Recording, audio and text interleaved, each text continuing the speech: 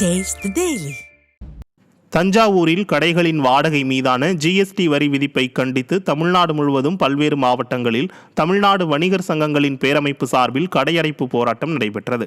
கடைகளின் வாடகை மீதான 18% ஜிஎஸ்டி வரி விதிப்பை திரும்பப் பெற வேண்டும், மாநில அரசு ஆண்டுதோறும் 6% கூடுதல் சொத்து வரி விதிப்பை திரும்பப் பெற வேண்டும் என்பன உள்ளிட்ட கோரிக்கைகளை வலியுறுத்தி பதாகைகள் ஏந்தி கண்டன முழக்கமிட்டனர். இதேபோல் திண்டுக்கல் மாவட்டம் பழனி, சிவகங்கை மற்றும் தென்காசியில் வணிகர்கள் ஆர்ப்பாட்டத்தில் ஈடுபட்டனர். சிவகங்கை மாவட்டம் காரைக்குடி அருகே 11ஆம் வகுப்பு மாணவி தூக்கிட்டு தற்கொலை செய்து கொண்ட சம்பவம் பெரும் சோகத்தை ஏற்படுத்தியுள்ளது. காரைக்குடி அருகே மாகாணம் பகுதியைச் சேர்ந்த மாணவியை அவரது தாயார் எழுந்து படிக்க சொன்ன நிலையில் தற்கொலைக்கு முயன்றுள்ளார். அவரை மீட்டு காரைக்குடி அரசு மருத்துவமனையில் அனுமதித்த போது உயிரிழந்ததாக மருத்துவர் தெரிவித்தார். இதற்கு முன்தினம் தேர்வு எழுதிய போது ஆசிரியர்கள் திட்டியதால் தற்கொலை செய்து கொண்டாரா என்ற கோணத்தில் போலீசார் விசாரணை மேற்கொண்டு வருகின்றனர். திண்டுக்கல் மாவட்டம் நத்தம் அருகே இருசக்கர வாகனம் மீது தனியார் பேருந்து மோதிய விபத்தில் சகோதரர்கள் உயிரிழந்தனர். பொத்தக்கணவாய்ப்பட்டியைச் சேர்ந்த சின்னசாமி என்பவரின் மகன்கள் வெள்ளைச்சாமி மற்றும் வள்ளியப்பன். இவர்கள் இருசக்கர வாகனத்தில் சென்று கொண்டிருந்த போது கம்பிலியம்பட்டி அருகே செந்துறையிலிருந்து திண்டுக்கல் நோக்கி வந்த தனியார் பேருந்து இருசக்கர வாகனத்தின் மீது மோதி விபத்திற்குள்ளானது. இதில் அண்ணன், தம்பி இருவரும் சம்பவ இடத்திலேயே உயிரிழந்தனர். தகவல் அறிந்து சென்ற போலீசார் உயிரிழந்தவர்களின் உடல்களை கைப்பற்றி பிரேத பரிசோதனைக்காக அனுப்பி வைத்தனர். மலேசியா நாட்டில் நடைபெற்ற போட்டியில் பதக்கங்களை வென்று சாதனை படைத்த குமரி மாவட்ட வீராங்கனைக்கு பொதுமக்கள் உற்சாக வரவேற்பு அளித்தனர்.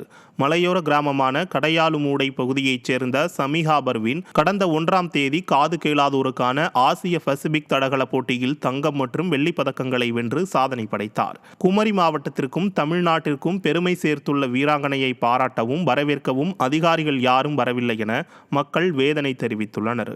திறனற்ற திமுக அரசு வீராங்கனைக்கு போதிய அங்கீகாரம் வழங்க வேண்டும் என மக்கள் கோரிக்கை விடுத்துள்ளனர். நார்மல் பிள்ளைங்க இன்டர்நேஷ்னல் போயிட்டு வந்தாலே முதலமைச்சரும் சரி ஸ்போர்ட்ஸ் மினிஸ்டரும் சொல்லி உடனே பார்க்குறாங்க. ஆனால் இவங்களை இதுவரை 4 வாட்டி போயிருக்கேன். அந்த 4 வாட்டியும் பார்த்திங்கன்னா ஒரு வாட்டி கூட முதலமைச்சர் பார்த்தது கிடையாது. ஸ்போர்ட்ஸ் மினிஸ்டர் ஒரு நேஷ்னல்ஸ் போயிட்டு வந்ததுக்கப்புறம் தான் ஒரு வாட்டி பார்த்துருக்கேன்.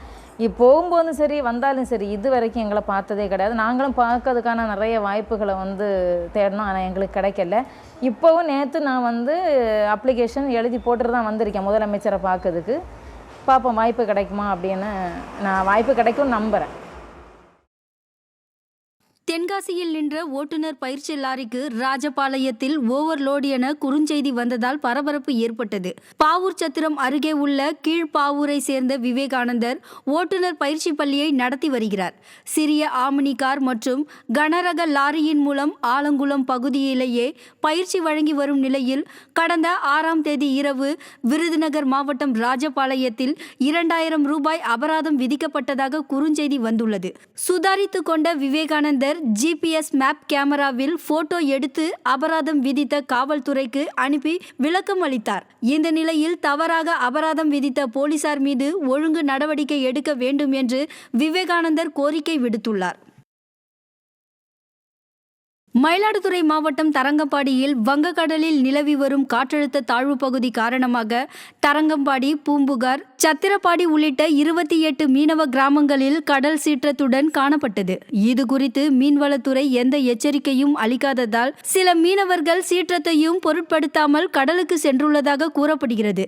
ஸ்டாலின் அரசு மீனவர்களின் உயிரில் அலட்சியம் காட்டாமல் கடல் சீற்றம் குறித்த முறையான அறிவிப்புகளை வெளியிட வேண்டும் என திறனற்ற திமுக அரசின் மீன்வளத்துறையை மீனவர்கள் வலியுறுத்தி உள்ளனர். சிவகங்கை மாவட்டம் தமராக்கில் கோயில் திருவிழாவை முன்னிட்டு மாட்டு வண்டி எல்லை பந்தயம் நடைபெற்றது. பெரிய மாடு, சின்ன மாடு மற்றும் பூஞ்சிட்டு என 2 பிரிவுகளாக நடைபெற்ற இந்த பந்தயத்தில் மொத்தம் 32 மாட்டு வண்டிகள் பங்கேற்றன. பந்தயத்தில் வெற்றி பெற்ற மாட்டு வண்டி உரிமையாளர்களுக்கும் சாரதிகளுக்கும் ரொக்கத்தொகையும் பரிசு பொருட்களும் வழங்கப்பட்டன. இதில் திரளான மக்கள் பங்கேற்று போட்டியை கண்டு ரசித்தனர்.